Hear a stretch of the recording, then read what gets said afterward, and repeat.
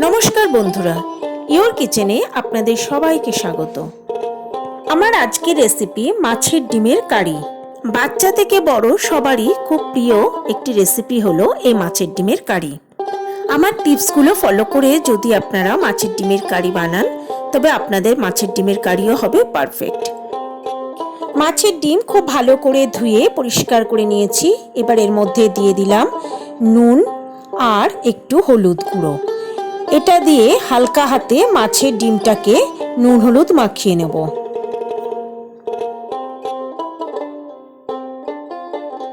এবার ডিমটাকে আমি 15 মিনিটের জন্য রেখে দেব। প্যানের মধ্যে দিয়ে দিলাম সর্ষের তেল, আপনারা সাদা তেলও ব্যবহার করতে পারেন। তেল গরম হয়ে গেছে, এবার এর মধ্যে দিয়ে দিলাম মাছের ডিম।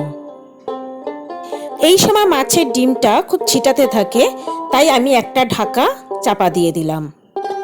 কিছুক্ষণ পর ঢাকাটা খুলে মাছের ডিমটাকে আমি আবার উল্টে দেব। এক পাশটা ভাজা হয়ে গেছে, এবার অন্য পাশটাকেও ভেজে নিতে হবে একইভাবে। আর এই সময় গ্যাসের ফ্লেম থাকবে একদম লোতে। মাছের ডিমগুলো ভাজা হয়ে গেছে, এবার এগুলোকে আমি তেল থেকে তুলে নেব।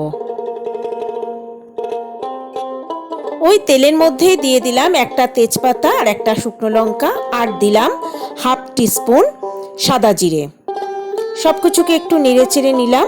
এবার এর মধ্যে দিয়ে দিলাম ডুমো করে কেটে রাখা আলু, আর দিলাম সামান্য একটু নুন।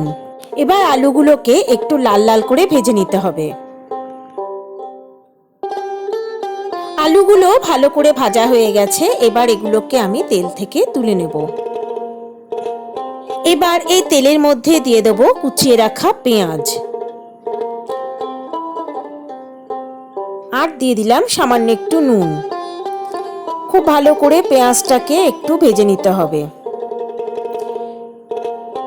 পেঁয়াজটা ভাজা হয়ে গেছে, এবার এর মধ্যে দিয়ে দেব রসুন বাটা আর দেব আদা বাটা। রসুনের আদা দিয়েও এটাকে খুব ভালো করে কষিয়ে নিতে হবে যতক্ষণ না আদা রসুনের কাঁচা গন্ধ চলে যায়। পেঁয়াজ আদা রসুন ভালো করে কষানো হয়ে গেছে। এবার দিয়ে দেব 1 চামচ সাদা জিরের গুঁড়ো, হাফ চামচ কাশ্মীরি লঙ্কার গুঁড়ো, দেব হলুদ গুঁড়ো, আর দেব হাফ চামচ ধনে গুঁড়ো, হাফ চামচ লাল লঙ্কার গুঁড়ো।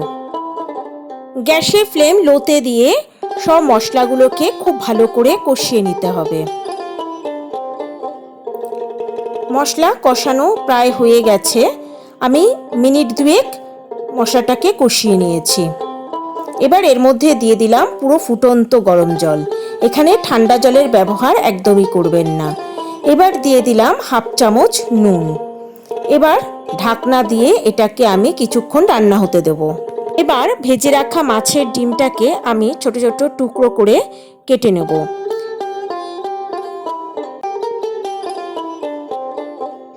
মাছের ডিমটাকে আমি চৌকো চৌকো করে কেটে নিয়েছি এবং ভেতরটা দেখা যাচ্ছে যে পুরোটাই ভালো মতো ভাজা হয়েছে। এবার ঝোলের ঢাকা খুলে তার মধ্যে দিয়ে দিলাম ভেজে রাখা আলু আর মাছের ডিমের টুকরোগুলো। এবার সব কিছুকে একবার ভালো করে নেড়ে দিলাম, আর দিয়ে দিলাম কয়েকটা কাঁচা লঙ্কা। এবার এটাকে ঢাকা দিয়ে লো ফ্লেমে মিনিট 5 মতো আমি রান্না করে নেব। ফিরে এলাম 5 মিনিট পর। এবার ঢাকনা খুলে এটাকে হালকা হাতে একবার নেড়ে দিতে হবে। এবার এর মধ্যে আমি দিয়ে দেব হাফ চামচ গরম মশলার গুঁড়ো। সব কিছুকে একবার নেড়ে দিয়ে আমি গ্যাসের ফ্লেম বন্ধ করে দেব। মাছের ডিমের কারি একদম রেডি। গরম ভাতের সঙ্গে পরিবেশন করুন মাছের ডিমের কারি। আমার সকল দর্শক বন্ধুর কাছে আমার একান্ত অনুরোধ রইল আমার চ্যানেলটা সাবস্ক্রাইব করার, আর রান্নাটা ভালো লাগলে একটা লাইক, কমেন্ট ও শেয়ার করার কথা ভুলবেন না বন্ধুরা। তবে আজকের মতো বিদায়, নমস্কার।